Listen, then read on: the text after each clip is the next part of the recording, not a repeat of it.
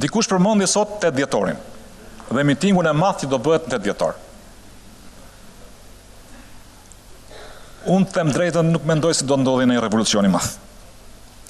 Edhe përsa i përket historive me revolucion, nuk është se nuk kam ndonjë eksperiencë.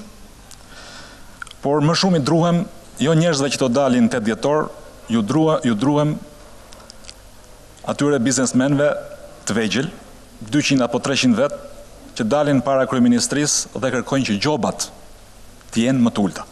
Atyre u druhem. Ju druhem se edhe vetë brenda vetes mendoj që kanë drejt.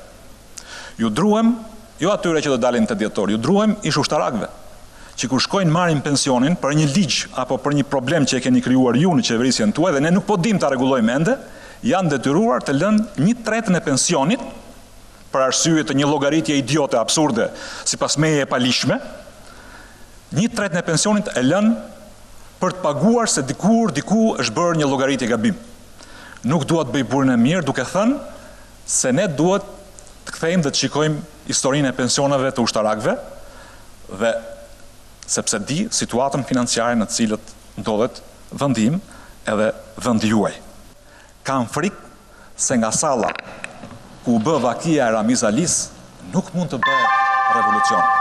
Kam frikë se më shumë ju takojnë vargjet e dritrojit të madh, rëmbeni darën, shpejt o trima, hoqa goshdën, mbeti vrima.